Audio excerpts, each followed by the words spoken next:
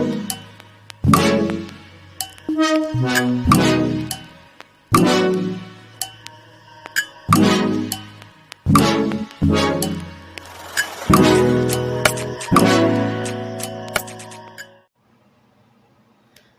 guys, welcome back to Hazel Knows Best, and today's video is going to be a little bit more different than the usual. It's kind of a touchy, sensitive topic for me, but I feel like in this journey of my growth and me learning about myself that I just have to be honest with myself, and I have to be more open in expressing myself, and even if that means expressing the ugly. So I have here a notebook, so if you see me looking down, I'm just doodling so that my nerves won't get the best of me. So it's hard. So um so I've been in a relationship for the last, I would say, for going on 5 years. But before her, I was in an 8 year verbally and physically abusive relationship. And at the time, I didn't know how toxic it was until things um just became to a point where I just like um emotionally separated myself from the situation. So I'm not gonna disclose her name. Um, Maybe I'll give her like an alias, and I'm trying to think of a name. So maybe we can call her Shanice, I guess. All right. So me and Shanice met when I was fresh out of um high school, and um sorry if I'm saying a lot. It's like my nerves are really bad. So, me and her met straight out of high school. Well, I was in school and I graduated high school. I met her when I was in my freshman year of college, and when I met her through a friend. We were going to a gay club, and I didn't know anything about her. I didn't even know she was gonna be there. I was supposed to be meeting my friend at her house, and when I showed up, Shanice was there at my friend's house. They were waiting for me to get there, and they were like running around, like pre-gaming and like trying to get ready to get lit, to have fun. So then I noticed like Shanice, she smoked and all that stuff, so smoked weed. So we had went and got all the things that she needed for us to just go ahead and move on. So we went to the club, and like everyone was having a good time, and I met up with the rest of my friends there, and we were just like having a good time. We were dancing and stuff, and like I'm the type of person. Well, at that time, I was the type of person like I'm free spirited, and like I was drinking and like having a good time. So it's like everyone was like dancing and enjoying each other's company and stuff like that. But I noticed that like Shanice just kept like trying to give me more attention than everyone else. So she like immediately attached herself to me. Um, so then so then afterwards, after the party, like everyone just went their separate ways, and um yeah, everyone went their separate ways. Did everyone know? Yeah, everyone went their separate ways, and like we all decided to just go ahead and go home after the club because it was like, I think it was like 3 in the morning. So everyone went home, and at the time I was living in my foster parents' home, and so yeah, I went home, and then like I was chilling, but then like the next day, the next day, my friend that was there that invited me to the event, she was just like telling me like, this girl, she keeps asking about you, and um she wants me to give her your number. Um what do you want me to do? And I was just like, I mean, at the time, like I wasn't seeing anybody, so I was just like entertaining people, if that's what you want to call it. So I was just like, whatever, I don't care. So then I had got a call from my other friend who told me that, same person, Shanice, is trying to get in touch with you. She wants your number, um, whatever, whatever. So then I was like, I don't care, give her my number. So then my second friend had gave her my number, and that's when Shanice had called my phone. Well, it was my house phone at the time because I have a cell phone. Well, I did have a cell phone, but she didn't have my cell phone number. So she had called my house phone, and then that's when she told me that my ex, well, my ex, my friend, the one that invited me to the party, didn't want to give her my number because she was telling her that me and her were dating, which struck me weird because me and the girl was just strictly friends. I never looked at her any type of way, and she never, I guess she looked at me in a different type of way, but it was never mutual. But to my knowledge, from what I was hearing from other people, was that she was going around telling people that me and her were a thing, and we were just literally just friends. So I cleared it up with Shanice, let her know like, me and her is not a thing. We were just friends, and you got my number now. So like, what's up? So she wanted to talk to me, and I was like, um, we could talk on the phone and all that, but I'm not usually with giving out my number. Um, so so she asked me to come see her, and we could hang out. So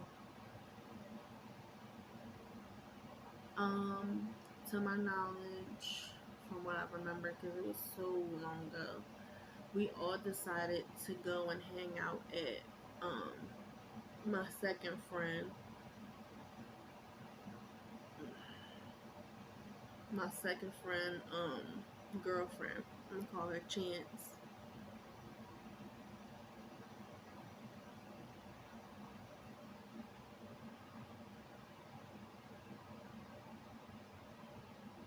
So we went to Chance's girlfriend's job, which was KFC, and we was just chilling there and hanging out and waiting for Chance's girlfriend to get off work. So we were there. We was like listening to music, eating, chilling, and all that. Um, yeah, like me, and it was me, Chance. Hold on. So it was me, Chance, um, my first friend. What we gonna call her?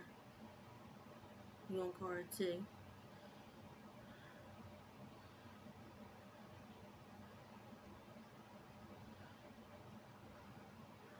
So it was Shanice, Chance, and T, and we was chilling out in Chance's girls' job, and we was chilling, listening to music, um, just like having conversation, um, and just hanging out. So, and I think I might have applied to the job at that time. I might have put in an application. I'm not sure. I think I did. So, um, I know that it was getting late, and at that time, I had like a curfew. Even though I wasn't always strictly being on time on my curfew, I just like rather not get in trouble and to just try to avoid that. So, I was like, I'm leaving. I told everyone that I was like leaving, ready to go, whatever. And so next thing you know,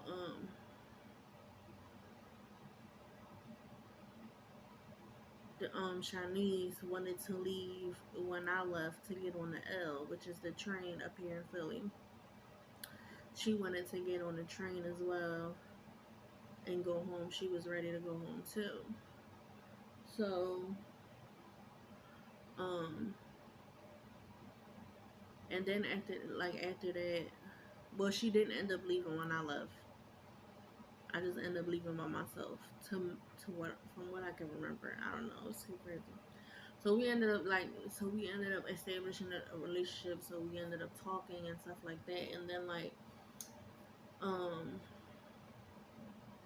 I know after that I ended up like meeting her at her aunt's house and ended up doing her hair. And then next thing you know, like it became a thing. Like we were chilling, hanging out or whatever. But from early on, like I didn't think anything of it. But at the time, I noticed that she had a bad temper and that she was very suicidal. But at that time, I mean, I've dealt with my own issues as well. So I just felt like we could just support each other. But she ended up getting into it with her aunt. I mean, like in a physical fight, a physical altercation, which caused her to get kicked out of her time out of her aunt's house. So that was like one random day while we were talking. So because I was in foster care and I was extremely close with my caseworker. I don't know, like I put a lot of things on the line for this relationship that I thought that I was supposed to do as a girlfriend. But now thinking about it, I just felt like um, I was everything she needed me to be at that time, which was she used me as much as she could. So that night she had got kicked out. Well, it was I guess it was during the afternoon, but she didn't reach out to me and called me until that night because she was hanging out in the park by her aunt's house and decided to call me and tell me like I'm gonna be sleeping in a park bench um, for the night because I got kicked out. So I just felt like I didn't want her to feel alone at that time during that process. So I was willing to risk it all, even if it meant me losing my own place to stay. So I was like, you're not gonna be alone, whatever, whatever. Like I'll jump on the train and come down to chill with you, or or we'll figure it out, or whatever. So I ended up calling my case manager, leaving her a message, letting her know that like, listen, I know someone that's being kicked out of their home, they're underage, and they need help um, they're being put out on the street. Like, I need help finding out where I can send her, or, you know, who will take her or whatever. So I ended up, it was like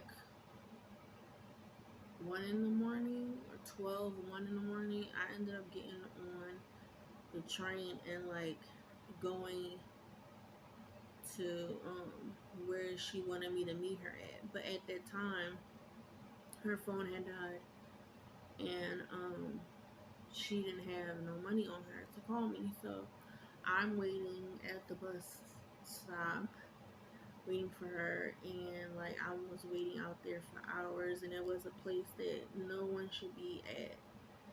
And I was by myself. No one knew I had left the house, and I was out there waiting. So then, as you know, like I ended up going back home because it was starting to get too late. And then when I went home, she was already at my house. My cousin had let her into the house, so she ended up staying the night on the couch. And then when my aunt woke up, she was pissed. Well, I call her my aunt, but my foster parent. She was pissed that she was there and that I let her stay the night. So then I had like explained to her, like, I understand you're upset and this is not what you wanted in your house, but she got kicked out. So, she was like, you know, I understand the situation and like I'm not gonna be so mad at you, but I am mad at you. But we'll deal with this after y'all figure something out. So then I ended up, my case manager ended up getting back to me, and she told me about a shelter that take teens that have been kicked out their homes or in DHS or whatever. So I ended up taking her there, and she ended up getting in. So this is when things started getting crazy, and I started noticing her crazy verbal and physical abuse. So while she was there, I noticed that when when we were still together while she was in the shelter, but I also noticed that like when she would be there, even though she had phone privileges and was able to get the phone calls and stuff, she would avoid calling me while I was there. I mean, while she was there, because she was entertaining females that were in there. So, and then when she would get out, what she would do is she would call me, ask me to come see her and stuff like that so that she can get money from me. But at that time, I just thought that she just missed me and wanted to see me, but I wasn't seeing all the other stuff. So,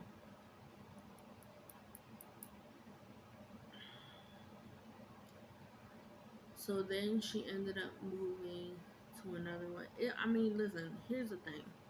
She ended up moving from shelter to shelter, and like it was just getting bad and bad and bad. And it went from like when she wouldn't get her way, when she would ask me for things like money or weed or money to get weed, she would go through these rants, and I mean like physical rants that she would like grip me up, choke me,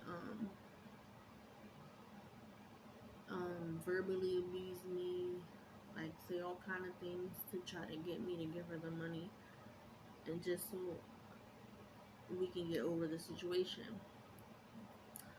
So I was still in foster care, so I ended up like turning 18 and signing myself out. Yeah, I had signed myself out of foster care, and then I was like going to a program that helped foster kids get their own apartment.